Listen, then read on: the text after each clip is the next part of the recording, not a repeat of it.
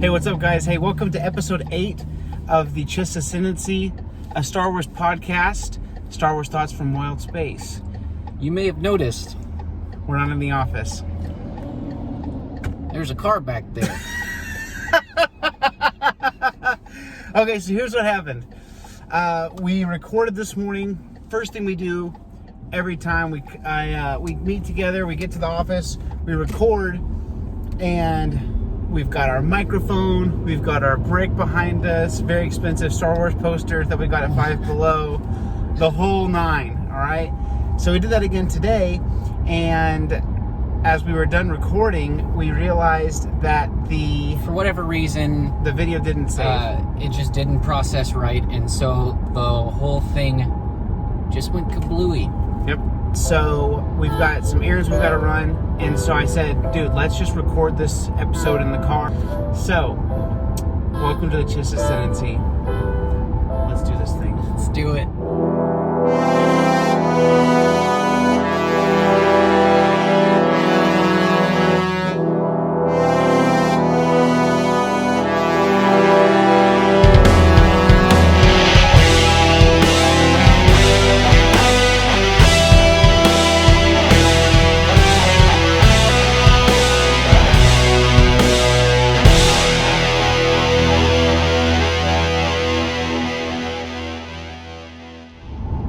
Okay, so today we are talking about...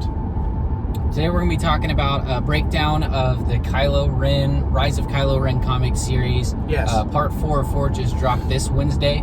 Yep. So we were really excited about that. We've been reading every issue, the second it came out, for the last 4 months. So we finally got a complete series, and we're excited to talk about it. Yeah, and so we've been fighting since this podcast became a thing. We've been really fighting. Do we do a review of every Clone Wars episode as it comes out for our week?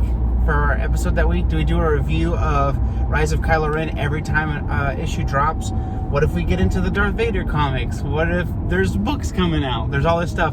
And so what we're trying to do is we're trying to let things happen in their completion, and then we'll talk about it. And so we have done that so far. We talked about the first episode of this season of Clone Wars, but our audio version that's going to be on Spotify and stuff is going to have our breakdown of the Bad Batch arc. And so if you're seeing this on YouTube right now and you want to get our thoughts on the Bad Batch arc of the Clone Wars and season 7 so far, please go to our iTunes or Spotify and look us up, and you'll be able to find us on there, and we'll have our whole breakdown of the first 4 episodes of this season. We can put a link to those things in the description for this video. So what we want to talk about is we are breaking down this Rise of Kylo Ren, and so it's only a 4-part comic series. And so if you like to read or you like comics or whatever, even if you don't like to read, there's only 4 parts, and it's got pictures. Yeah, and they're all, less than 40 pages probably? Yeah, they're about 30 pages each. You blow through them really, really fast. Yeah. I think I read each one of them probably in like 12 minutes or less. Yeah. And so starting out in part 1 of the comic, you've got... Yeah, Sam's going to have to contain his road rage as we drive and do this podcast. Yeah. Luckily, I've got my trusty iPhone here, and we can kind of walk through the comic piece by piece. Your iPad's right here, isn't it? Yeah, my phone's right here. All right. So it starts in part 1, chapter 1 of the Rise of Kylo Ren. Super awesome cover artwork with the Darth Vader helmet with Kylo standing there with the stuff he's wearing in episode 7, The Force Awakens. And it basically opens up and you're meeting the Knights of Ren. And of course, in episode 7, Snoke calls Kylo the master of the Knights of Ren. And ever since that moment, everybody was curious what that meant. Yeah, what the freak is the Knights of Ren? What do they do? We wanted to know all about them. Yeah. And so you get a little bit more insight into who they are. Samuel, kind of unpack, Yeah, so... what is their thing? The interesting thing about this series is that it answers I won't say a lot, but a good handful of our questions about the Knights of Ren. At the same time, those answers raise yet more questions. which we don't get because this is not the Rise of the Knights of Ren comic series. It's the Rise of Kylo. But we see in the very beginning of the first issue that they serve a master that is alluded to. We're not sure who that is. You could probably pretty safely guess that that's going to be Palpatine, but it's never confirmed. Yeah. But what they serve is what they call the Ren. And it's a lightsaber that the leader, whose name is also Ren, very easy to remember. And they serve, it's like a morally neutral ideology. It doesn't believe in good or evil. It doesn't really care about the things. It's just getting things done, right, and service of whatever that might look like at the moment. And so he's like, we serve this, and he calls the lightsaber the Ren, and essentially it's just they don't care what it takes. Yeah. They're just basically in service of what they call touching the shadow, I think, is their That's interpretation of manipulating the dark side. Right. And that's what they're about. And when Ren is first introduced, he's talking to two boys about maybe one of them joining the Knights of Ren. I guess one of them is able to touch the shadow, as they call it. And basically he's holding the red lightsaber that he's got, and he says the Ren doesn't stop to worry about the burning, what it's burning, the right or wrong of it, or the goals that it might achieve. The Ren just is. It lives and it consumes and it doesn't apologize. And it is its nature and nothing else. I believe in that on a deep level. And so he's talking to these two boys and he's basically saying, hey, you need to join, but in order to join, there's a requirement. Right. And the requirement is what's called a good death. Yeah, it's very much like what you see in The Force Awakens, where Kylo, he says, I know what I have to do. I don't know if I have the strength to do it.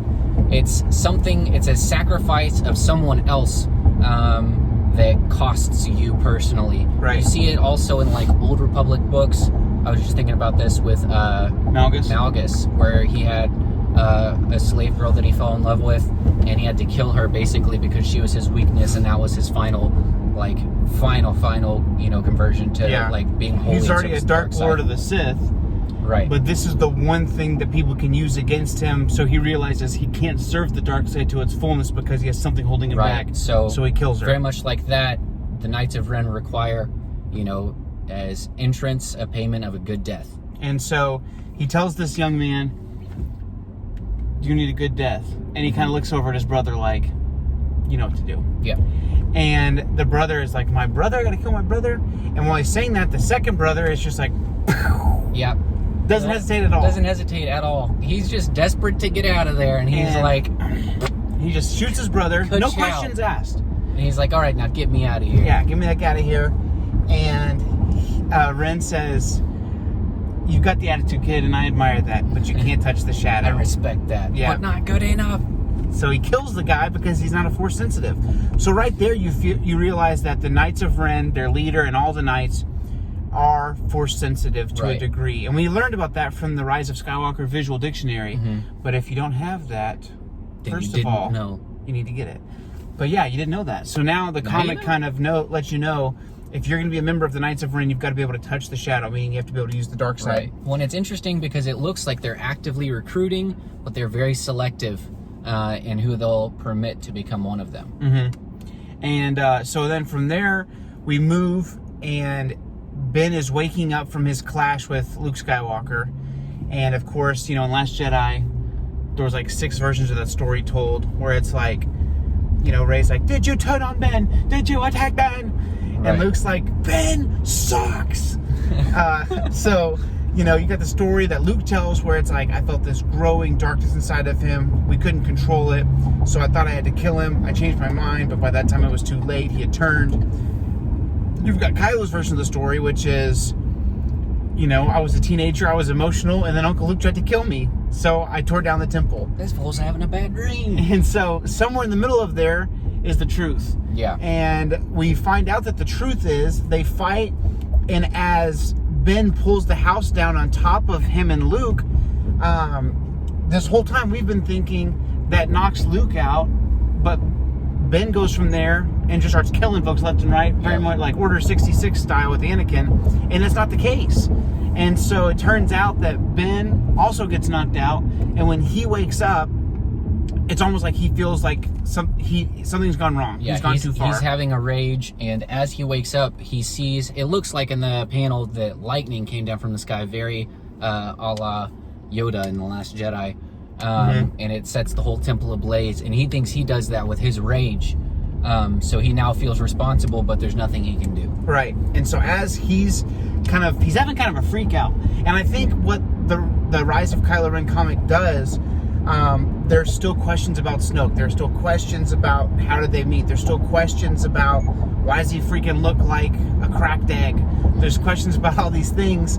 But the one thing it does an amazing job of is humanizing Kylo Ren, aka Ben Solo, and kind of giving you a picture of his mind and his emotions, what he's going through at his fall. Right. And at this point, I wouldn't even say that his fall was there yet. Yeah. I think that there was a really terrible something that happened between him and Luke, but I don't think that his fall had necessarily taken place at this point. Exactly. And I think I said this in the, other version of this episode that's in the ether. So I'll just go ahead and repeat it. But it's the rise of Kylo Ren, but it's also the fall of Ben Solo. Right. And you see that it's just all these things that are happening. And even when you get into the fourth part, you see that Ben feels like he hasn't been in control of his life his whole life. Yeah. Everybody's just been kind of pulling the strings, that he's been, what was my favorite panel from the fourth part, he says, from the time he was born, like even his name wasn't his choice, from the second he was born, he was claimed by both the light side and the dark side of the Force. They both wanted him, and he wasn't in control of which one he went to. Yeah, just imagine your grandpa's Darth Vader, your uncle's Luke Skywalker, you're named after Obi-Wan Kenobi, and your last name is Han Solo. One of the most righteous Jedi of all time. Yeah. But you also but your have the granddad Skywalker legacy. Is that crazy fall to the dark side. And so in part one, towards the middle of the book, you've got these 3 Jedi Padawan that have come back from a mission, and they all look about Ben's age, and they basically are like, yo, what the heck is going on? The temple's on fire. They can't find Master Luke. And it seems to me that they talk about not being able to sense Master Luke. So at that point, maybe he's already cut himself off from the Force because the temple's already burning. And so who knows? But anyways, it really makes me wonder, now that I'm talking about it, if Luke hadn't have gotten so frustrated and so angry at himself, if he had just stayed in touch with the Force for a little bit longer, Kylo was still on planet. Well, and chronologically, this is the last that we hear of Luke. Like, for sure. He's just in it from that one little clash, and that's it. And we get flashbacks of him, but that's all we get until obviously the very end of The Force Awakens, which is like 5 years later or something like that. It's a fair amount of time. So you've got Ben on there. The 3 Jedi Padawans are like, yo, what did you do? And Kylo is, you can tell that he is surprised and like afraid of what he's done. He's not even sure how he did it, but he knows he has the power. He feels the power within himself. So he's like, crap, I just burned down the freaking temple with my mind. I killed Luke. What's going on? Right. Well, and the other Padawans come back, and basically Kylo at this point thinks he actually killed Luke. Right. And one of the others, her name is Vo, she's like, you couldn't have done it. And this is my favorite panel from the first series. It's a Kylo moment. It's the most Kylo moment that you get in the whole series, where he does that lean forward body posture, his arms are cocked back, and he's like, "What, you don't think I'm powerful enough?" Very, I'm sure you are. Just kind of like that impotent rage. Obviously, emotion. He's not impotent, but it's just like he snaps. Yeah. And he has that raw emotion. He's just standing up for Kylo. And so he basically tells them, it's best for you if you get out of my way so I can leave. Yeah. I want to leave this life. And they're like, we can't allow you to leave. And he's like, you want to bet? And he tells them, you know it and I know it, that you're not real Jedi. I can smell the fear on you. We all know that Skywalker treated us as equals, but we weren't. And I was this place's prize student, and you better get out of my way, or I'll push you out of my way. Right. Well, and right here you can see that he still hasn't fallen all the way because he doesn't want to kill him to reach his objective. He just wants him to let him go. Just get out of the way. Yeah. And so he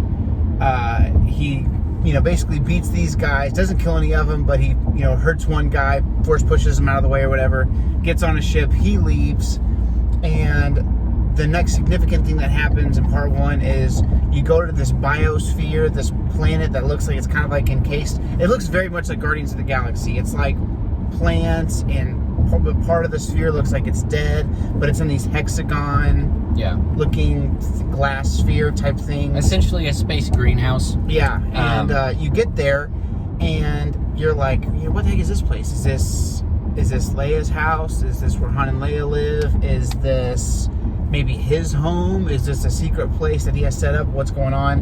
And then in walks Big Bad. You see that this is him basically running to Snoke. Yep. This is where Snoke's been hiding out in the meantime. And what's really interesting about all the panels that take place in this particular location is that it looks like it's very vibrant. Very alive. When you look at the details, there's hidden death everywhere. There's skeletons, there's dead plants. And it just kind of shows, I think, like metaphorically, all the life that's in Kylo, but all the death that's kind of encroaching, kind of creeping in the form of the dark side, really polluting what would have been, like, I guess, his ideal existence as something vibrant. Right. And so one thing that's interesting is, again, we don't get a backstory of Kylo and Luke and Snoke's history, but we do know that the way that we see Snoke by the time The Force Awakens happens, where he's like, is not how he was at first, because he says, oh my boy, I'm so glad you come. And Snoke is so angry in The Last Jedi and in Force Awakens, where there's he's like a very cemented apprentice master relationship in like a dark side fashion by the time we reach it's very much like, we both like crime drama, documentary type stuff. It reminds me a lot of when you hear a story about a domestic abuse, like an abusive husband abusive relationship, and the person who ends up being the abuser is so nice and so sweet and so nice, so charismatic. They talk about how or like right after the marriage happens, like they just change. Yeah, all the time. Snoke right now is like, very much the first part of that. He's loving. He's like, I can't believe Luke would do this. I can't believe Luke would turn on you. Look what he did, my boy. He actually hugs Kylo. Gives him a hug. And when you see that, you're like, oh, get away from him. You look like raw chicken. And go, you filth. Yeah, so he just looks gross. He's also wearing this really hippie-ish robe. He's wearing like an anthropod helmet. It just looks like a mollusk. You said he looks like... I said he looked like that inventor hat that Flick from Bug's Life is wearing. Yeah, and it's very like, he just looks like a nicer guy, and he's concerned for Ben's well-being, and he's like, I can't believe he would do this to you. Well, and at this point, Kylo's even saying, look what Master Luke did to you, because at this point, Snoke's already deformed in the face, so it looks, and it's alluded to, that there's kind of a confrontation that's taken place there. Yeah. But even then, Snoke is like deferring, trying to be more empathetic to whatever Kylo's going through, and really kind of brushes off the fact that he's malformed now in favor of, seeing what's going on with Kylo. Pulling on the emotion of what's going on between Ben and showing Luke. That he's on, Kylo's side even more than he's on his own. Look at that. Look how freaking weird that guy looks. And so he's, in this panel, he's saying, Snoke, look what Master Luke did to you. Like, there's evil. It's kind of crazy because he's frustrated by seeing the evil in Luke, even though later on in the comic, he's embracing the evil and darkness inside himself. And again, Snoke says, never mind, young Ben. Let us consider what he nearly did to you. So he's being the sweet, like, I just care about you. Don't worry about me. I'm okay. And so that's pretty much where this comic ends, because he says, what are you going to do next? What's your next thing? And you had mentioned in a lot of college courses, and when you're working on getting your psychiatry degree and stuff like that, counseling degrees.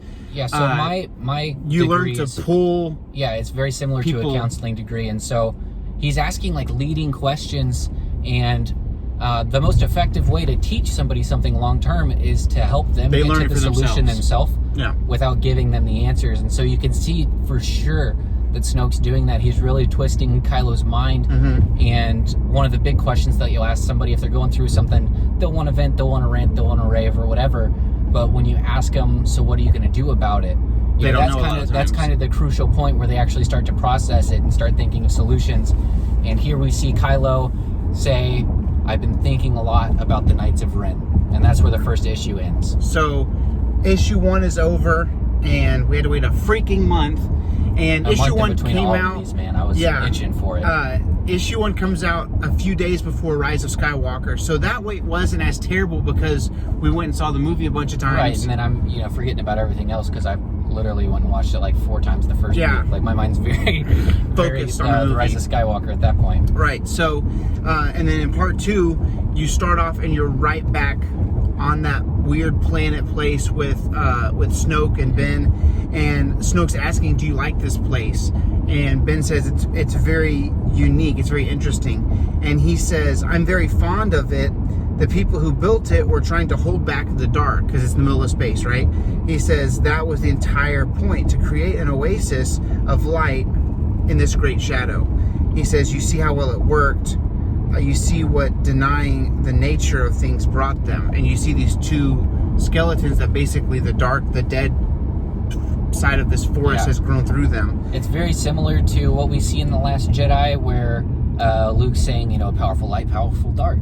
There's like, obviously it's the most ancient Jedi temple, but at the same time there's a dark force nexus right there, and you see that dark force just growing up through and replacing what was the more vibrant side of things, the more lively side of things. Right.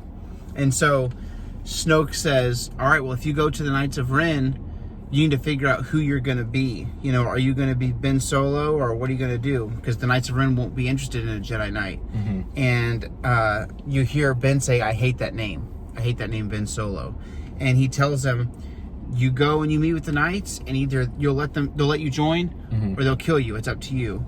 And so he goes and he joins them, and then the next thing is it kind of takes you back in time, and you realize that Kylo, or Ben at this point, has encountered the Knights of Ren before. And so years back, Luke, Kylo, and Lor Santeca, the guy at the beginning of The Force Awakens who says, this will begin to make things right.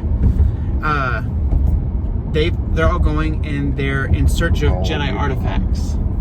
Yeah, and so when you have that moment at the beginning of Episode 7 where he says, look how old you've become, and he says something far worse has happened to you, talking about Kylo's fall to the dark, this kind of gives backstory to that. Right. And so they're out in the middle of nowhere looking for Jedi artifacts. Yeah, and so they arrive at this temple. Something I don't want to forget to say first. Snoke asks Ben essentially, what's your real name? What's your true name? Gonna be? Which, comes back at the very, very end of the main series, or I guess the part 4 of the series.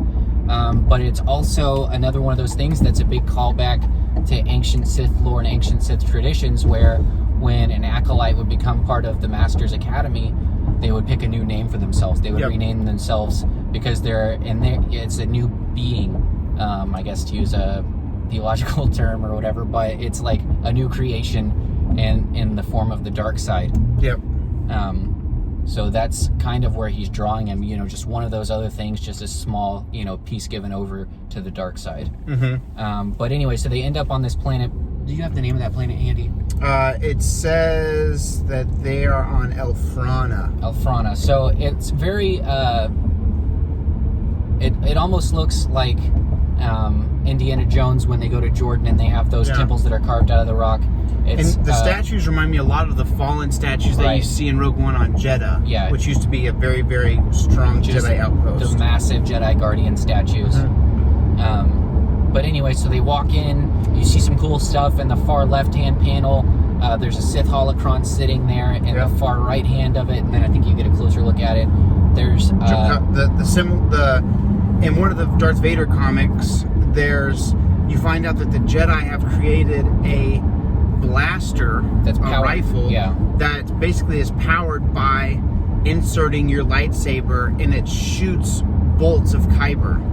Yeah. I don't know how that works, but it's freaking sick. So it's somewhere between a lightsaber and a handheld Death Star. But you see, Jocasta Nu use it against Darth Vader because when she found out that he was Anakin, she knew she was way overmatched. And so that's in there. It's basically you're walking into the room of requirement of this old Jedi temple. Yeah, Luke calls it a treasure trove. And he says it's better. It's better than Jocasta Nu's cache. Which, to borrow a phrase I heard my friend use that I've never let him live down, Jesse, if you're watching this, I love you. It's a honey hole of Jedi artifacts. And so it's, just all kinds of goodies. And then, in the midst of all their awe, they're all very focused in on all these artifacts and outwalk the Knights of Ren. Outwalk the boy band Knights of Ren. They're always ready for that photo op. That's right. They're all posed up. Somebody's over there in the back like Batman. They got they're all two like more. one's leaning on one leg. Yeah, and they're thugging. And Ren pulls the Obi-Wan and says, "Oh, hello there." Well, hello there. And so they're basically saying, "Look, we're the Knights of Ren. We found this place first, and whatever we want, we're gonna take." Yeah. And Luke says... And then Luke pulls another Obi-Wan and he goes, "Oh, I don't think so." No, I don't think so. And so he says, "You're wrong. You're so wrong." He says, Also "This is a Jedi outpost. Everything in it belongs to the Jedi," which at the moment means me. I am the last Jedi. And then he says something really cool. He turns and out of the corner of his eye, he looks at Ben and he says, "Though not for long." So it's cool because you see that loving relationship between him and Ben that was once there. Yeah. He says, even if I had no claim to these things, I wouldn't let you take them. I can sense the dark side in all of you. You will leave with nothing but your lives. Ren replies, who's the leader of the Knights of Ren. He says, "All right, let's show this old fool what's what and get what we came here for." Then Ben steps forward. This is one of my favorite panels because it's pretty cool. Little Ben, he's just at Luke's shoulder height, so he's like 5 foot. Yeah, he's just a little guy. He steps forward and he says, "This is Jedi Master Luke Skywalker. He is a legend." And he's got that, that little angry fist. Yeah. It's pretty adorable, to be honest. And so, but Ren says something pretty cool. He says, "Yeah, well, I'm Ren, and these are the Knights of Ren, and we're legendary." And so they're about to get ready to fight, and Luke tells Ben, "Take Lord Santeca and protect him. I'll take these guys." And Ben says, "There's 7 of them." And Luke says, "I'll be just fine." Which is pretty dope. Yeah. Because earlier we see the Knights of Ren, and they just come in and they destroy like an entire contingent that had surrounded those 2 guys that they were potentially recruiting. Right. So they're nobody's fool. Yeah, exactly. And Luke's like, I'll be fine. Easy peasy. And he has this cool dialogue about, I have my ally, and it's the Force, and it's powerful. It's a very much a callback to kind of Yoda's talking about how the Force is his ally. And so, for time's sake, we won't break down panel by panel, but though I would love to. There's 24 pages in this specific comic, and Charles Soule uses the next 5 pages to just show Luke wrecking the Knights of Ren. Oh yeah, it's a thing of beauty. And so finally, Ren, the leader, realizes they're not going to beat Luke. Yeah. And he basically says, "It's time for you to leave." And he says, "Sure." He takes off his helmet. And he kind of looks like Kylo in a way. And so he takes his helmet off and he says, "Hey kid, are you sure this is the life for you? You do know that there are other paths." Yeah, Ren right here kind of taking a sucker punch at Luke because he knows he can't beat him in a fight, but he's going to try and hit him where it hurts. Right, which is stealing his right nephew. Now is Kylo, yeah. And he says, "Kid," he says, "you ever want something a little different? To learn a little bit more about your shadow? Come look us up." And he places his helmet on the floor. And then the story picks up current day with Kylo going back to Elfrana and finding that helmet. And battery life of the gods. That thing's been sitting there for a full decade, and that communicator's still rolling, baby. And so he finds it, and right as he is picking it up and being like, okay, cool, they're still around. I can still find these guys. Those 3 Jedi Padawans that he told leave me the freak alone walk in, and they said there's nowhere left to run. And that's the end of part 2. So moving on to 3. The cover's really cool. It's Luke's temple is burning, and then you've got Kylo Ren, and then in front of him is a younger Ben Solo. So that's super cool. And then we start off, boom, right in the middle of everything. They're on a planet called Varnak, and the Knights of Ren are hanging out in the bar there, so that's kind of cool.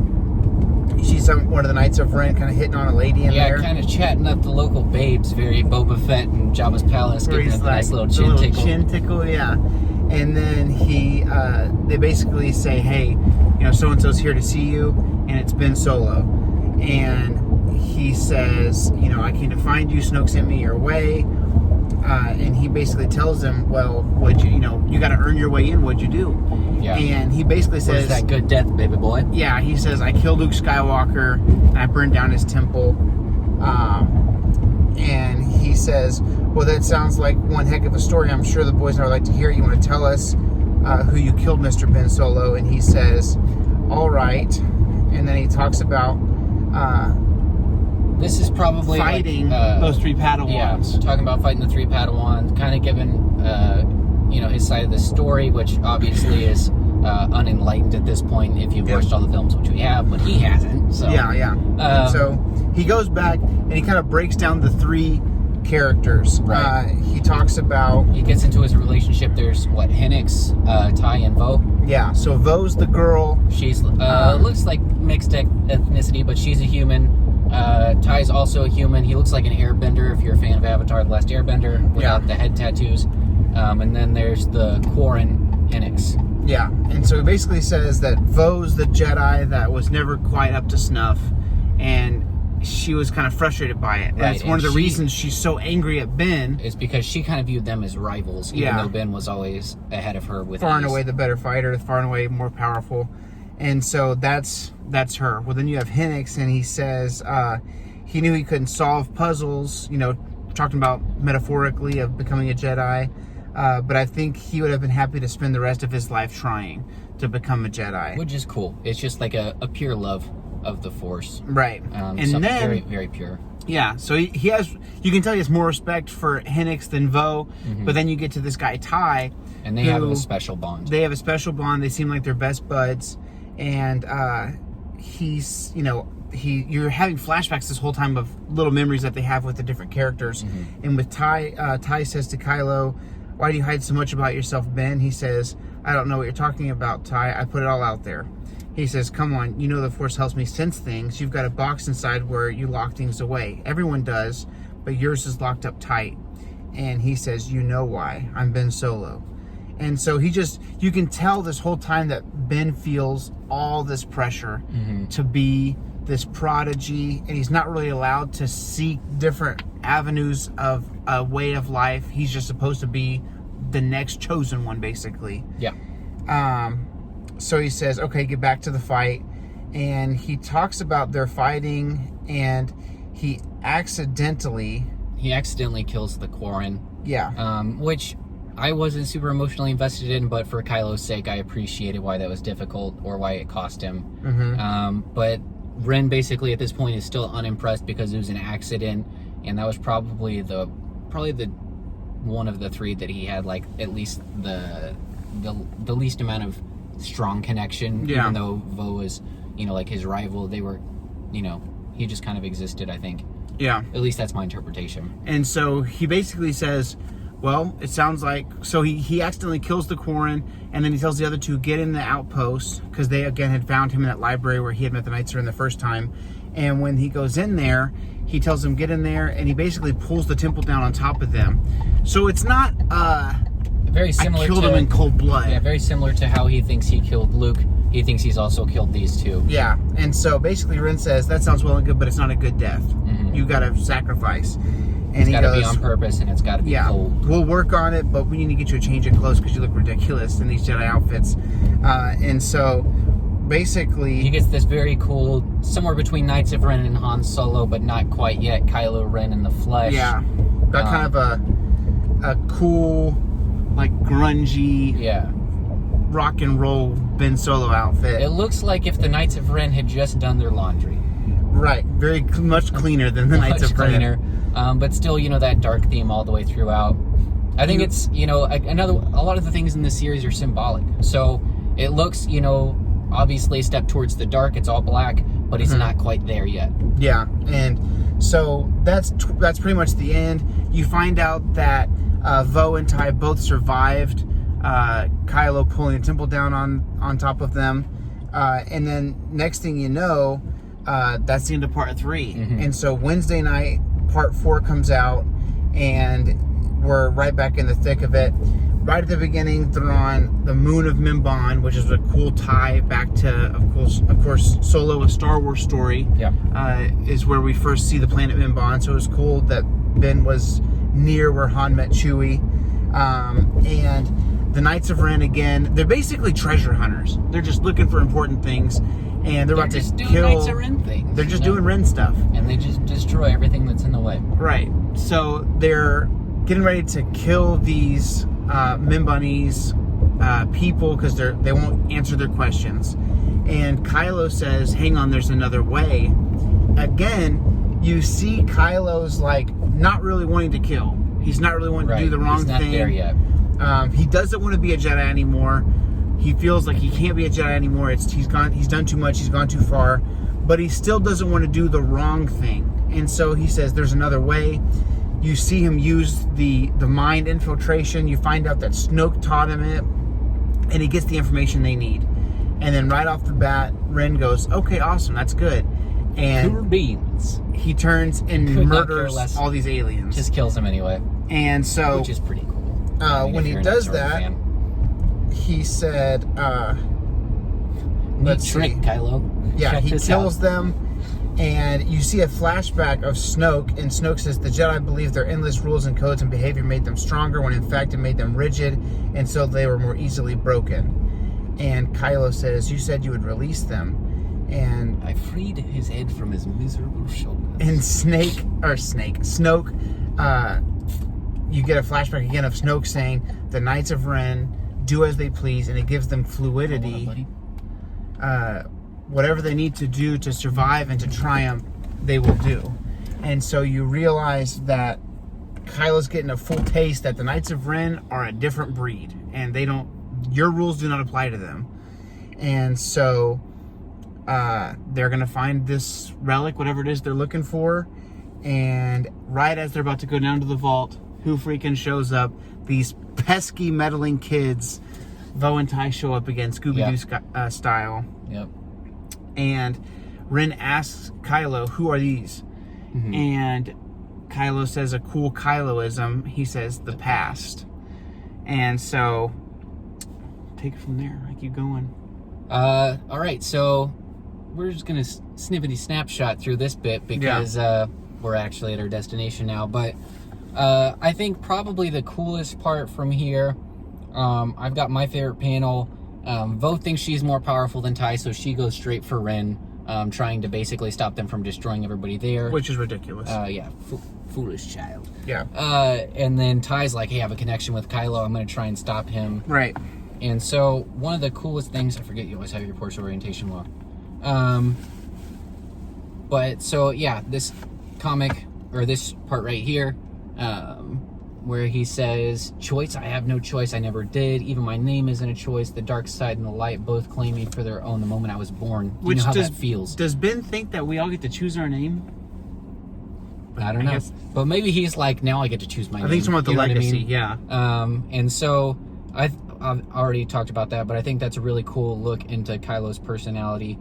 And so, he's basically defeated Ty in combat. And Ty's saying all the stuff that Rey says. Right. He's saying, if the path is so long... He's even got the arm tape.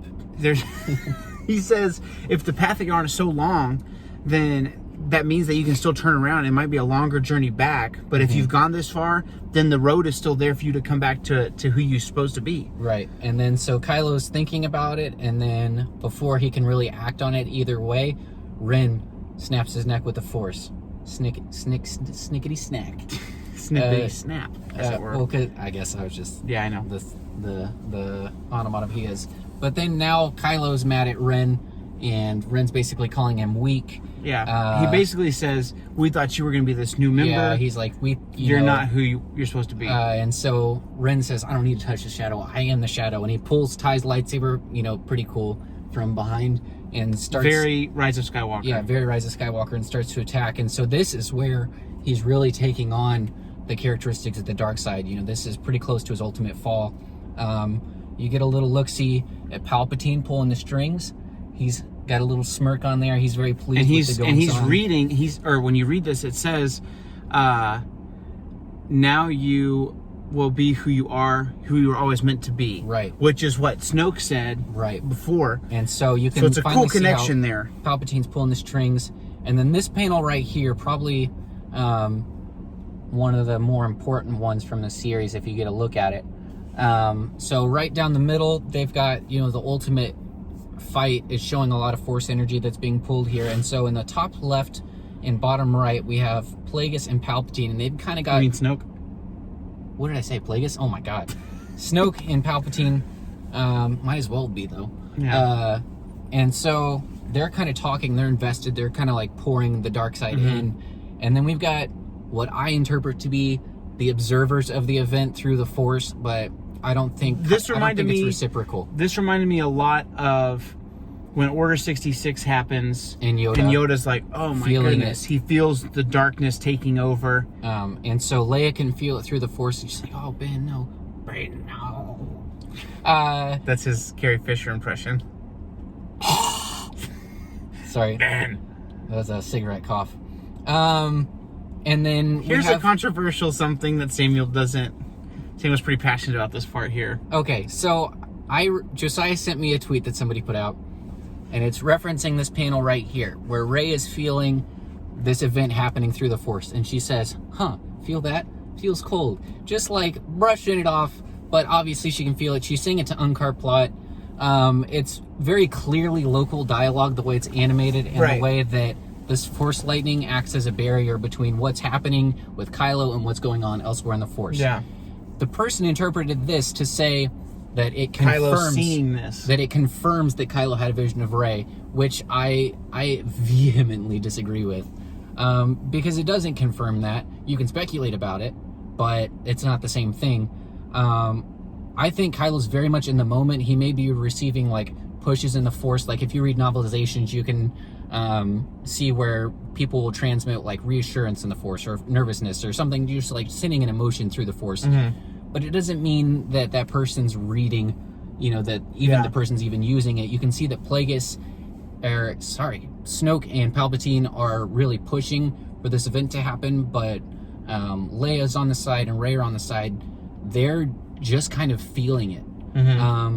And so the person said that to basically tie into in the novelization of The Force Awakens, where when the Anakin Skywalker's lightsaber is in the snow, and Kylo pulls for it, and Rey pulls for it, and it goes to Rey.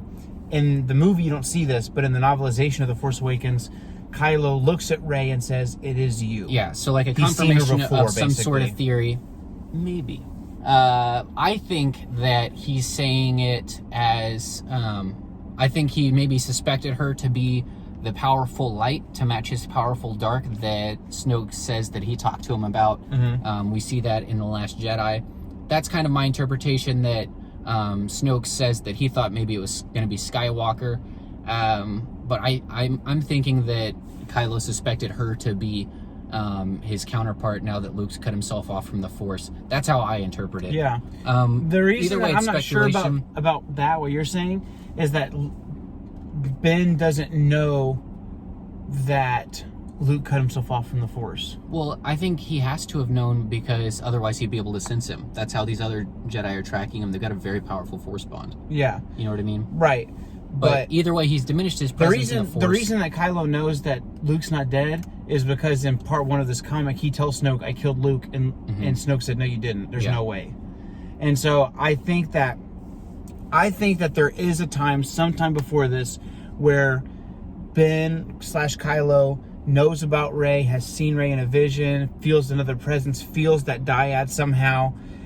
But I'm in the middle because I don't think that I don't agree with what you're saying where he's, oh, this is what Snoke's been talking about at you. I think he's actually seen her.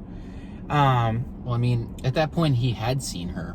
Right. What I'm saying is he feels that connection. You can speculate that. I don't feel like there's enough substance to what support I'm saying it. is, I understand. I don't think that this is that moment. I don't think it is either. That does more so confirm to me, though, is the connection existed previously. The dyad was kind of a thing. And also, it seems like that's her first real awakening to the Force, was when Kylo committed to that fall to the dark side. That's what makes me think that he would have sensed her as the light counterpart, because she didn't really come awake to the Force until he fell to the dark. Well, I don't know about that. I think that maybe she didn't. I think that when you know about the Force, you know about it. Like Anakin, when he was racing pod racers, like he didn't know it was the Force, but he was clearly using the Force. I think that this is a clear moment of their connection. I don't think that he sees her. I don't think it's the first time she feels the Force, but it's showing us that however long, even if this is the first time, this seems to be, I think his fall was 5 years before The Force Awakens, so at least like 5 years before, she feels a connection to Kylo. And and so I think that this whole time I imagine that their dyad was born of the moment where Kylo tries to invade her mind to find the map to Luke Skywalker. And see, I never really pictured it that way, just because the way that Palpatine talks about it in Episode 9, where he's saying that the dyad was essentially, it's almost like reincarnation, that their Force bond was strong because it was born basically through generations. You know what I mean? It was like, I guess I just think of it, and I would have to explain like a lot of different theories of how I arrived at this point, but it was just like their births were like the start of that Force dyad, that they were already tied together basically before they were even born. Well, yeah. I guess I thought, I think it was similar to like the connection was there through the Force, but they started having the connection and realizing it when he tried to invade her mind, because that's how when he tries to enter her mind, she's just as powerful and she's able to enter his mind. And that's when she says, "You're afraid you'll never be as powerful as Darth Vader." That's whenever she enters his mind and gains some of his training. That's why she's not a Mary Sue. She gained years of Jedi and Sith experience, not Sith, but dark side experience that he's had. And that's why she's able to fight the way that she is. It's not that it just happened. When their minds melded there, he sees the stuff that she's wanted to see. I see the island. I see, desperate to sleep at night, all that stuff. And it's like all that training, it's as if you just plug that into your mind. Almost kind of like the freaking Limitless, that pill you take and it's like, oh, now I have all this retention. I was thinking more of the Matrix. Yeah, like you're plugged in and you're just in. Yeah. But all that to say, I was wrong. That this has existed since before then. Yeah. Kylo ends up killing Ren, who is the master of the Knights of Ren. And at that moment, he's, the Quarren Jedi has died. Ty has been killed. And he walks over to Vo, and she said, "Ben, you did it. You killed the Knights of Ren." And he says, "Of course I did. I'm a murderer, remember?" Like, he's kind of owning that. And I think he's kind of putting it back in her face. I think that was also like a stab at her, because she called him a murderer. Yeah, she gave up on him quicker than anybody else. Yeah, and so he was like, "Remember that?" Yeah, and he says, "You're not a Jedi, Vo, and you never will be.